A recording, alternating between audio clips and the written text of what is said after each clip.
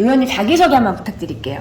네, 안녕하세요. 국민의힘 국회의원 이종성입니다. 지금 보건복지위원회에서 활동하고 있습니다.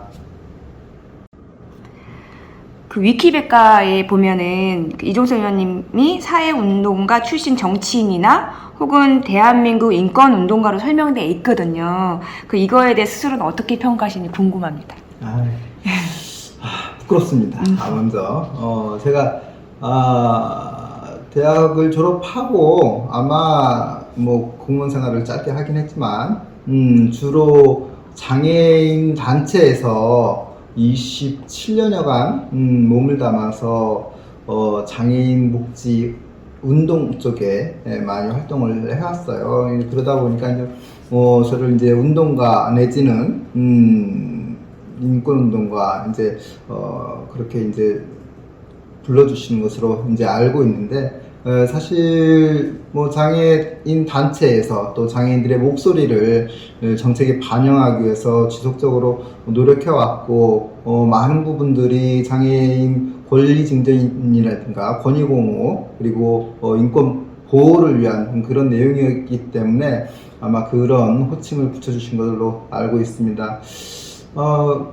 그런데 이제 조금 다른 운동가들에 비하면은 굉장히 미약하다고나 할 것 같아서 좀 부끄럽고, 저는 오히려 이제 현장 실천가라는 명칭을 좀 써주셨으면 좋겠어요. 제가 그동안 계속 현장에서 몸담으면서 현장에서 장애인들과 같이 부대끼면서 그들의 어려움, 고통, 문제점 그런 부분들에 같이 공유하고 그걸 해결하기 위해서 실천하기 위한 노력들을 해온 만큼 현장에서 실천하는 현장 실천가로 불러주셨으면 하는 그런 바람입니다.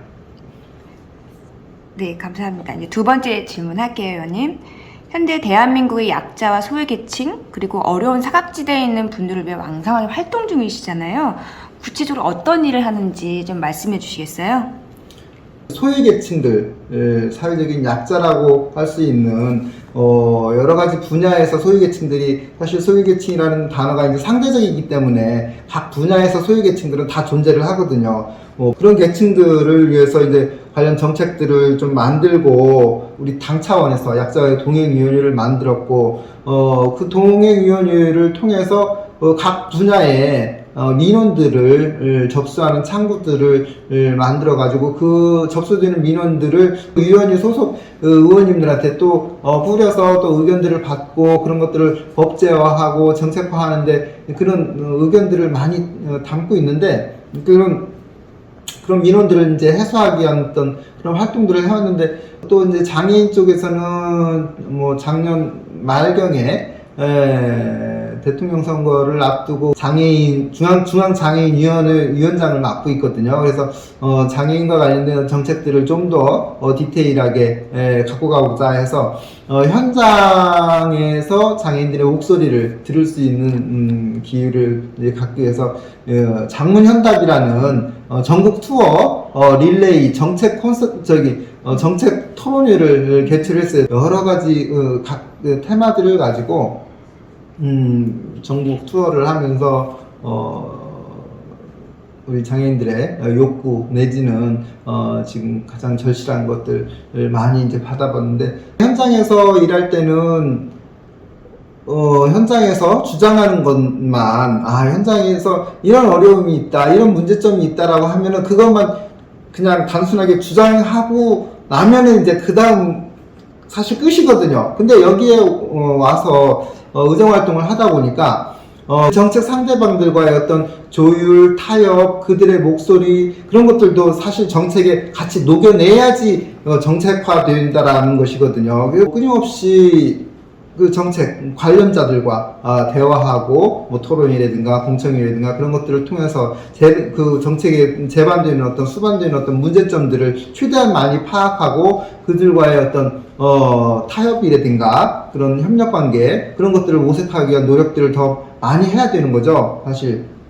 사실 너무 많이 부족한 게 사실이에요.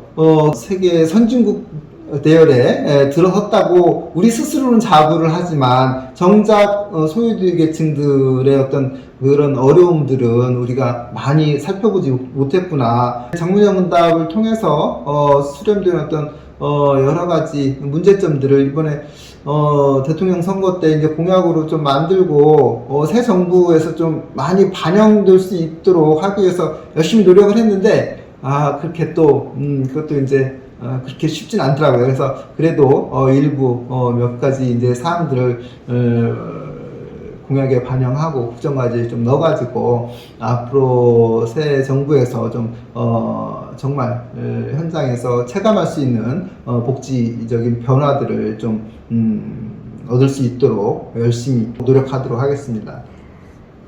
네, 그러면 또 하나 여쭤볼 게 있는데요. 장문 현답을 통해 가지고 거기 이제 기사를 보니까 뭐라 써있냐면 복지라는 똑같은 복지 수급 체계를 만드는 것이 아니라 개인별 인별 맞춤형 복지를 주장하시더라고요. 그래서 뭔가 보편적인 복지 말고 개인별로 퍼스널한 그런 복지 정책을 피기 위해서는 현장에서 어떤 목소리가 제일 시급한지가 좀 궁금하거든요.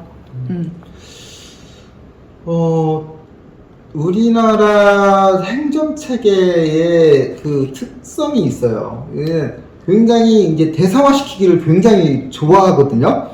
무슨 정책은 몇 살까지, 무슨 정책은 여성만, 무슨 정책은 아동만, 무슨 정책은 학생만. 이렇게, 정책별로 다 대상화를 시켜가지고 자격 기준도 엄격하게 해가지고 다 이제 칸막이를 쳐놨는데, 처음에 시작할 때는 그게 굉장히 효율적이고 시작 단계에서는 그게 행정 편의주의적인 것도 있지만 그게 어느 정도 이제 성숙이 진행이 되다 보면은 거기에서 이제 사각지대가 생기고 또 그러니까 중복되는 경우가 생기고 거기에서 이제 또 소요되는 것들이 생기고 또 정부가 그렇게 획일화되고 대상화시키다 보니까 공급자 중심의 어떤 정책들이 계속 추진이 되는 거거든요. 그러니까 정작 현장에서 소외계층들이 필요한 그런 서비스에 그때 부응하는 그런 서비스가 아니라 시책에 무슨 제도 만들어 놓고 이거 쓸 수 있는 사람 쓰고 못 쓰면은 그래 그냥 유감이야. 이 정도로밖에 이제 못 해왔다라는 거죠. 그리고 각 부처가 하는 일이 다 단편적으로 이렇게 돼 있어가지고 서로 연계성이 떨어지고 그런 부분들이 앞으로 이제 좀 발전이 되고 더 성숙하기 위해서는 개인들의 어떤 욕구에 부응하는 서비스, 개인별 욕구와 그런 이들을 제대로 파악해서 그거에 맞춤형으로 제공되는 서비스들이 앞으로 좀 고도화될 필요가 있거든요. 그래서 이제 이번 대통령 공약에서도 이제 장애인 복지 분야에 있어서는 개인 예산제라는 거를 좀 담았어요. 사실 제가 강력하게 좀 요구를 해가지고 굉장히 이제 그 비효율적인 어떤 그런 서비스에서 이제 벗어나서 정말 내게 필요한 서비스들을 내가 선택을 해서 내 욕구대로 거기에 사용할 수 있도록 개인별로 욕구들을 추출하고 거기에 따르는 그 욕구에 필요한 비용을 우리가 계산을 해서 그 개인 예산으로 지급을 하면은 그 서비스 급여를 가지고 거기 자기가 필요한 데다가 사용할 수 있게 하자. 그게 선진화된 복지고 그 수요자 중심의 맞춤형 복지의 방향 아니냐라는 부분에서 개인 예산제가 정부에서도 이제 국정과제로 이제 담아가지고 이제 연구를 이제 시작을 했습니다만 소망은 연구가 제대로 되고 또 시범사업도 좀 성공적으로 돼서 정말 장애인 개개인들의 어떤 그런 욕구라든가 그런 것들이 묻히지 않고 제대로 거기에 부응하는 서비스를 받을 수 있는 그런 복지 체계가 좀 만들어졌으면 하는 바람입니다. 지금 들어보니까 개인 예산제는 사실은 저는 처음 들었거든요. 앞으로 저희 신문 언론사에서 개인 예산제에 관련해서 조금 편중 있게 좀 다뤄보겠습니다. 그 의원님께서 장애인 인권 플러스 그 소아 희귀 질환에 대해서 관심이 많은 걸로 알고 있는데요. 네. 이들을 위해 계획하고 있는 것은 무엇인지 좀 말씀해 주세요. 사실 이제 저도 국회 들어와서 활동을 하면서 그 소아 난치성 질환을 앓고 있는 희귀 난치성 질환자들 사연을 굉장히 많이 접했어요. 그리고 그 중에서 가장 가슴 아프고 정말 절절한 게 아동들, 소아들에 대한 어떤 그런 사연들을 접했는데 그런 사연들이 너무 애절한 거예요. 그래서 국감에서 이제 또 우리 그 환우 가족들도 이제 참고인으로 증언을 하고 또 여러 가지 토론회도 개최하고 해서 그런 절실함을 좀 많이 알리고 한 2년여간 노력을 많이 했는데 정말 다행스럽게 올해 4월달, 7월달에 킴리아 소아 백혈병의 이제 치료약인 킴리아하고 SMA 척추성 근육 위축증에 이제 들어가는 이제 졸겐스마 두 가지 이제 신약이 보험 급여까지 받게 됐어요. 그래서 그동안에 이제 그 보건의료 쪽을 진행이 된 거를 이제 다시 한번 이제 살펴보게 보니까 문재인 케어에 18조, 한 20조 가량이 이제 투입이 됐는데 너무 일반 국민들의 조그마한 것들을 포괄적으로 일반적으로 보장해주는 사실 그냥 쉬운 말로 포퓰리즘성 정책에 굉장히 많은 돈을 투입하고 이렇게 정말 돈 없어서 생명과 건강을 포기해야 되는 이런 질병에는 그닥 많은 돈을 투입하지 못했다라는 사실을 확인이 되더라고요. 정말 그 귀중한 의료보험, 건강보험 그 재정을 정말 필요한 사람들한테 가야 되는데 그런 포퓰리즘성으로 그렇게 너무 좀 가지 않았나라는 생각이 들고요. 희귀 질환에 대해서 이렇게 관심을 갖고 이렇게 뭔가 주장을 하시는 의원님이 계신다는 거에 대해서 사실은 감명받았어요. 왜냐면 희귀 질환이 투표권이 별로 없잖아요, 사실은. 그래서 이제 이런 의원분들이 계시는구나라고 해서 제가 조금 기분이 되게 따뜻했고요. 그래서 앞으로 킴리아나 졸겐스마 말고 그런 적응증 말고 다른 희귀 질환에 대해서 또 기획하시고 있는 뭐 희귀 질환이 또 있으신지 아니면 이런 건 다시 한번 또 하나 플러스 요인으로 넣었으면 좋겠다라고 생각하시는 게 있으신지 그게 좀 궁금해요. 말 그대로 희귀 질환이다 보니까 저도 잘 몰라요. 희귀 질환 많더라고요, 진짜. 희귀 질환을 갖고 고통받고 있는 환자들이 너무 많아요. 그래서 지난주에도 저희가 희귀 질환 환자들하고 해가지고 간담회를 했어요. 그래서 그 희귀 질환 앓고 계시는 분들이 요구하시는 것들 많이 했는데 질환으로 인해서 많은 사회적 활동을 제약을 받아요. 사실 학교 다니기도 힘들고 어디 일자리를 얻어가지고 일하는 것도 이제 어렵고 그러니까 자꾸 이제 사회에서 이제 소외당하고 그러니까 2차적인 어려움, 병원으로 인한 1차적인 어려움보다 사회에서 소외당하는 2차적인 어려움이 더 큰 거예요. 그러다 보니까 이분들이 어떤 보건의료적인 어떤 혜택도 혜택이지만 어떤 사회복지 서비스가 좀 보장됐으면 좋겠다라는 의견들이 많아요. 그래서 그분들을 정말 어떤 희귀 질환이라든가 그런 부분으로 사회 참여가 제대로 안 되고 또 여러 가지 사회 활동들을 하지 못하시는 분들, 하기 어려우신 분들을 위한 그런 사회 서비스들도 좀 우리가 만들어 봐야 되겠다라고 해서 그쪽을 좀 관심을 갖고 뭐 사회에서 소외되지 않고 같이 함께 살아갈 수 있는 그런 사회 조성을 위해서 좀 노력을 해봐야겠다는 생각입니다. 그러면 의원님께서 지금 말씀하시는 거는 그런 어떤 치료제나 질환뿐만이 아니라 그걸 또 확대해서 사회보장 체계 안에서 이렇게 복지 혜택을 받을 수 있게끔 그쪽으로 이제 확대하신다는 말씀이신 거죠? 네. 알겠습니다. 자, 이제 두 번째 할게요.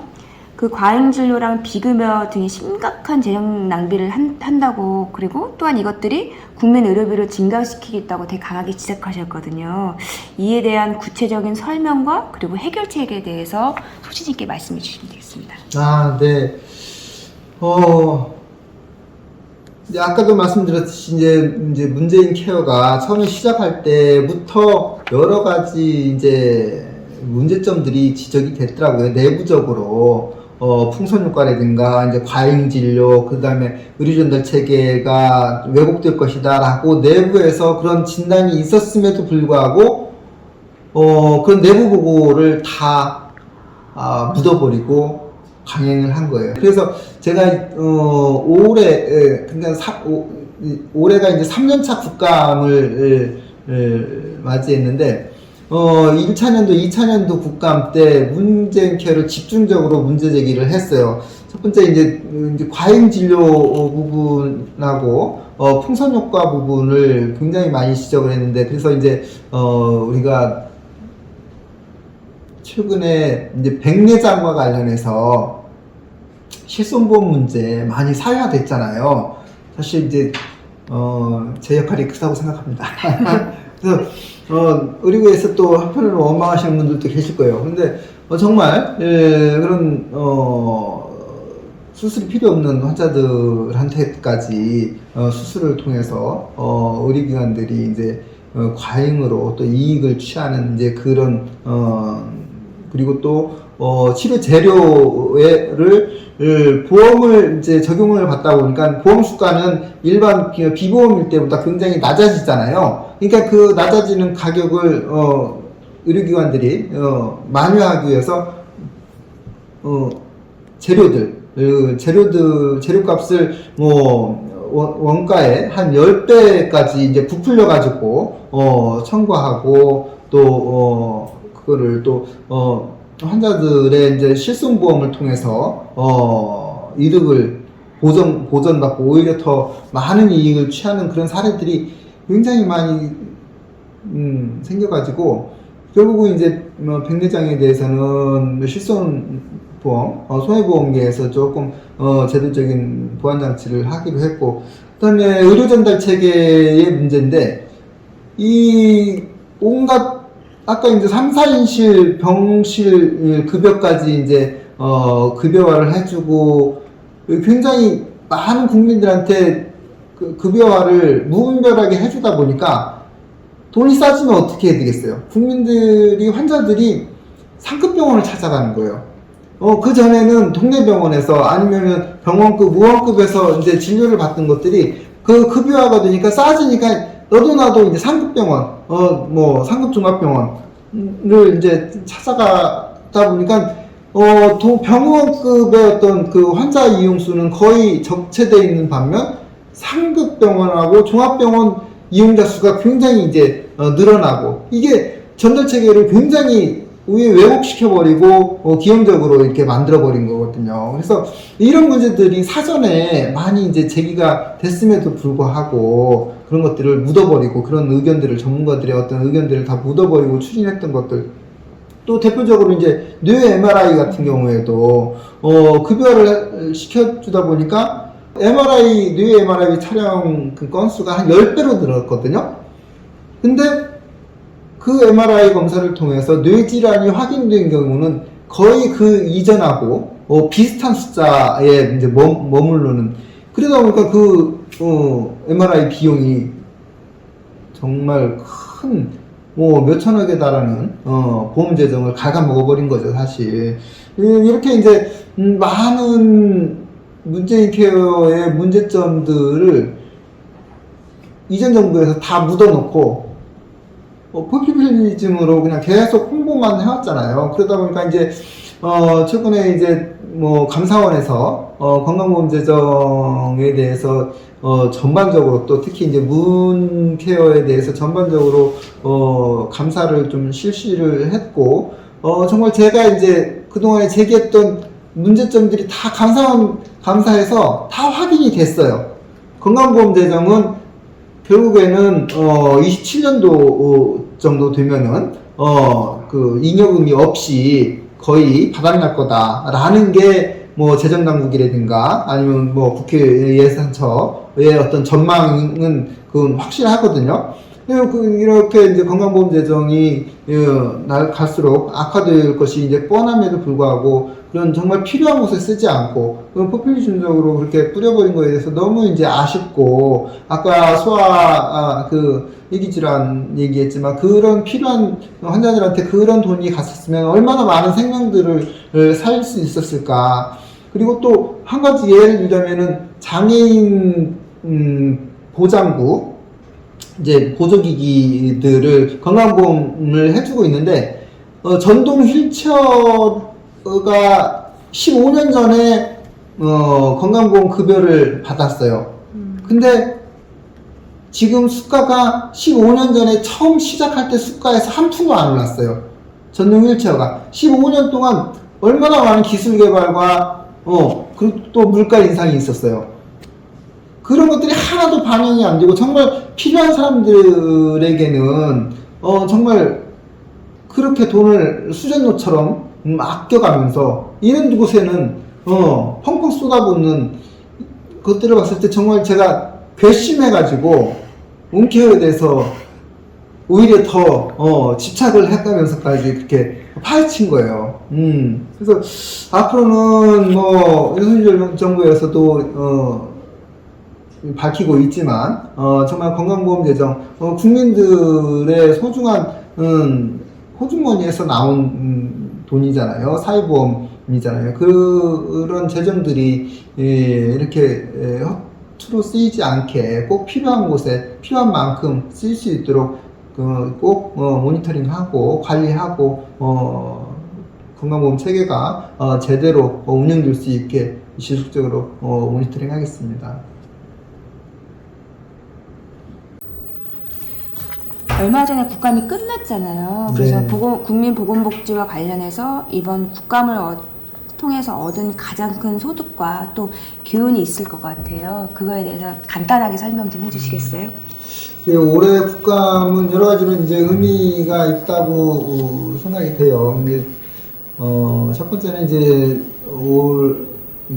5월 달에 정부가 이제 바뀌어서 새 정부가 들어서는 첫 번째 맞이하는 국감인데 앞으로 윤석열 정부에서 어떤 부분들을 좀 더 중점적으로 갖고 가야 될까? 그 부분에 맞춰서 그러면 그동안에 어떻게 해왔는지를 대비해보는 이제 그런 쪽으로 이제 방향을 잡았어요. 그래서 우리 사회가 안고 있는 중요한 문제 중에 한 가지가 지금 초고령 사회를 앞두고 치매 환자들에 대한 문제거든요. 정말 제대로 된 치매 정책, 치매와 관련된 국가 정책을 펴나갈 수 있어야 된다라고 그런 측면에서 좀 이번 국감에서 치매와 관련된 현황들을 좀 살펴봤고요.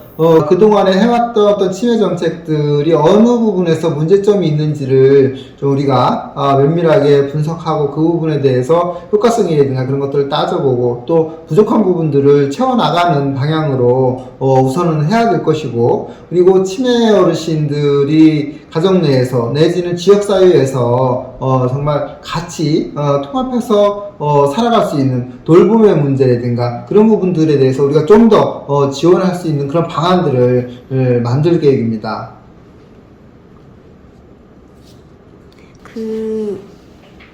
남은 임기 동안 꼭 이루고 싶은 계획과 비전이 있다면 어떤 게 있을까요? 처음에 이제 말씀드린 것처럼 뭐 개인 예산제라는 이제 테마를 이제 국정과제 내지는 공약으로 이제 만들었기 때문에 그 성공적인 것들을 위한 기초 작업들을 좀 충실히 해놔야 되겠다라는 것과, 이것은 뭐냐면은 정말 장애인들이 지역사회에서 통합해서 자립생활을 할 수 있는 가장 기본적인 여건이라고 생각이 듭니다. 사실 지금 장애인계에서 중요한 이제 화두가 탈시설 문제잖아요. 그러면 우리 사회가 정말 중증의 장애인들이 지역사회에 나와서 시설을 떠나서 지역사회에 나와서 자립해서 독립해서 살 수 있는 그런 복지 환경이 돼 있느냐를 우리가 이제 돌아봐야 되는데 아직까지는 그런 것들이 굉장히 부족하거든요. 그런 반면에 이제 뭐 어떤 이념이라든가 이제 국제 기구의 어떤 권고 그런 것들을 기준으로 자꾸 이제 시설에서 단지 나오는 것만을 목표로 해서는 우리가 안 될 거라고 생각하고 그 장애인들이 지역사회에 나왔을 때 그리고 또 지금 가정에서 돌보고 있는 중증 장애인들 같은 경우에 그 가족들의 돌봄 부담을 해소하기 위한 방안들도 굉장히 우리가 지금 필요하거든요. 우리 지역사회에 있는 장애인들조차 우리가 돌볼 수 있는 그런 준비가 이렇게 안 돼 있는데 시설에 있는 장애인들 아무 연고도 없는 장애인들을 지역사회에 내놨을 때 과연 전인적인 어떤 돌봄 체계를 누가 책임질 것이냐의 문제도 아직 우리가 요원하거든요. 그래서 그런 지역사회에서 자립하고 같이 통합해서 이제 생활할 수 있는 그런 복지 서비스 체계를 만드는데, 한 사람에게, 인간에게 필요한 서비스들이 한두 가지로 끝나는 게 아니잖아요? 여러 가지 욕구들이 있잖아요? 그런, 사회 서비스 체계가 완성이 됐을 때 비로소 탈시설을 얘기할 수가 있어야 되고, 여러 가지 서비스 체계들이 좀 종합적으로, 마련이 되는 그런 것이 제 목표를 좀 세우고 열심히 노력을 해봐야 되지 않을까 싶습니다. 발의하신 것 중에 보면은 장애인의 지역사회 자립 및 정착 지원 등에 관한 법률안 하셨고, 네. 그리고 장애인 복지법 일부 개정 법률안도 내셨고요. 그리고 이제 구강보건법도 이제 했는데, 사실 이것들이 다 이제 장애인들을 위한 거, 물론 이제 장애인들을 위한 어떤 정책들이나 이런 것들을 의견들을 개진해야 되는 건 맞긴 하나, 너무 장애인 중에 편중되어 있다는 생각도 사실 없지 않아 들어요. 왜냐면 의원님이 발의하신 것들 다 리스트를 보니까 이거에 대해서 어떻게 생각하시는지. 전 당연하다고 생각해요. 왜냐면은 제가 국민의힘 비례대표로 이제 국회에 이제 들어오게 된 것도 장애인계의 목소리를, 장애인들의 문제를 해결하라는 그런 열망, 그런 요구에 부응하기 위해서 이제 들어왔기 때문에 장애인 정책을 우선시하는 거는 저는 당연하다고 생각을 하고요. 제가 낸 법안을 보면은 글쎄 장애인 관련 법안 비중이 한 반철이 조금 안 될 정도로 고유의 여타 이제 사회복지라든가 보건의료 쪽 정책에도 많이 이제 관심을 기울이고 있는데 특히 이제 장애인 쪽은 제가 낸 법안들을 보면 다 열악해요, 사실. 특히 이제 발달장애인들이나 중증장애인들이 어디 가서 충치 하나도 뽑을 수 없을 정도로, 뽑기 어려울 정도로 진료체계가 보장이 안 돼 있는 게 사실입니다. 뇌병변 장애인들이라든가, 발달장애인들이라든가, 충치 하나 뽑기 위해서 전신 마취를 해야 되는 일들이 생겨요. 그런데 어느 치과에서 충치 하나 뽑는데 5분이면 치료가 끝나는데 전신 마취하고 한두 시간짜리 환자를 치료해줄 치과가 없는 거죠. 하나하나 보면은 그 대상자들 입장에서는 정말 절실한 그런 사안들이 많아요. 이제 그러다 보니까 그쪽에 특히 이제 장애인 쪽 관련해서 법안들을 좀 많이 고민을 할 수밖에 없는 거죠. 이제 두 번째는 얼마 전에 이제 의료법 일부 개정 법률안 중에 비대면 진료 관련해서 이거를 이제 확대해야 된다라고 말씀하셨거든요. 근데 사실은 비대면 진료라는 거는 의협에서 의사들이 지금 주장하기로는 과잉 진료, 그죠? 그리고 비급여, 또 의료비 확대, 증가 이런 것도 하고 오진 이런 문제들을 삼거든요. 근데 이런 부분에 대해서 사실 비대면 진료가 이제 확정이 되려면 그런 의사들을 설득하는 과정이 필요할 것 같아요. 그래서 이런 거에 대한 계획이 있으신지 궁금합니다.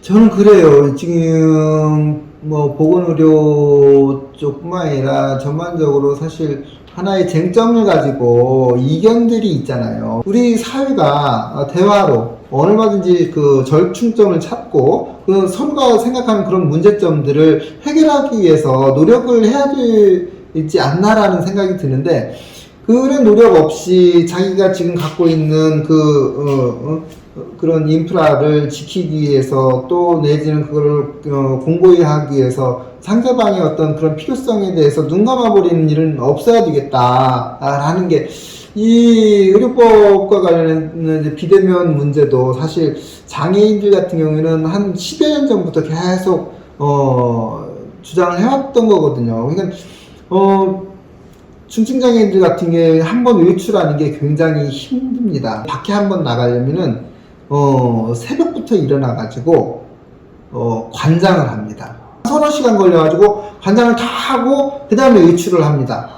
갔다 와서 이제 먹어요. 그냥 이런 그 중증장애인들 같은 경우에 또 이동하는데 교통수단에 어려움도 있고, 한 번 외출, 근데 병원에 가서 혈압약 하나, 처방전 하나, 그 5분도 안 되는, 1분밖에 안 걸리는 그 처방전 하나 얻으려고 그 몇 시간 되는 그걸 해야 된다는 게 정말 깝깝한 일이죠. 그리고 이렇게 누군가에게는 그런 진료들이 필요하거든요. 그래서 장애계에서 계속 중증장애인들은 이동권 문제라든가 여러 가지 이제 개인적인 어떤 그런 어려움들이 있으니까 비대면을 좀 허용해달라고 했는데, 의료계에서 계속 이제 반대를 해왔는데 몇 가지 이제 이유들이 있어요. 그 나름대로. 그러면은 그쪽 의료계에서 얘기하는 그런 문제점들, 또 우리가 제기하는 그런 문제점들을 서로 해결하기 위해서 절충점들을 충분히 찾을 수 있거든요. 그렇게 해서 저희 같은 경우에는 무조건적인 어떤 비대면을 다 허용해 달라는 것이 아니라, 일단 초지는 불허한다.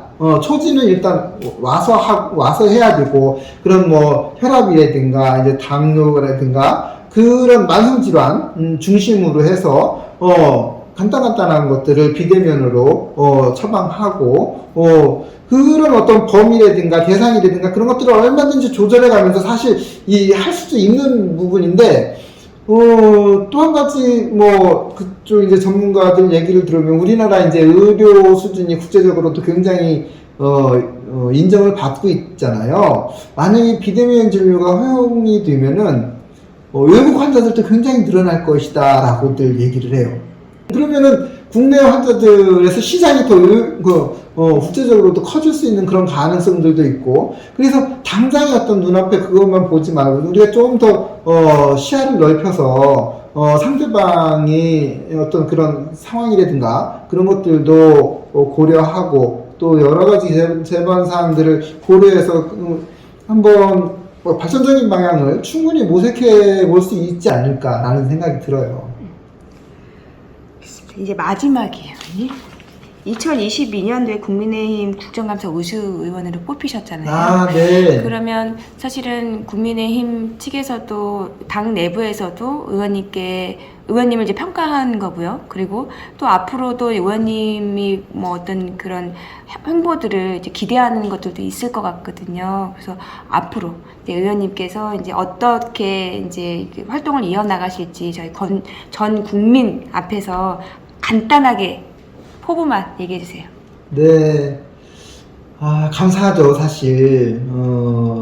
사실 초선으로서, 여러 가지, 국회의원으로서 활동 방법이라든가, 이제 제반 지식들을 모르는 가운데에서, 활동을 했음에도 불구하고, 이제 2020년부터 이제 올해까지 3년 연속, 국정감사 이제 우수 의원으로 이제 당에서 이제 선정을 해주셨어요. 정말, 감사하고, 또, 선배 동료 의원들한테 부끄럽기도 하고, 그럼에도 불구하고, 아까도 말씀드린 것처럼 제가 이제 우리 사회의 소유계층, 그리고 가장 소유계층 중에 가장 소유계층이 저는 사실 장애인이라고 생각을 합니다. 누가 뭐래도 그 소유계층을 위해서 일하는 만큼 더 열심히 더 잘해보라는 그 의미로 우수 의원을 선정해 주신 거라고 생각을 해요. 그래서 앞으로도 장애인들을 위한 여러 가지 이제 정책이라든가 법안이라든가 또 사업 예산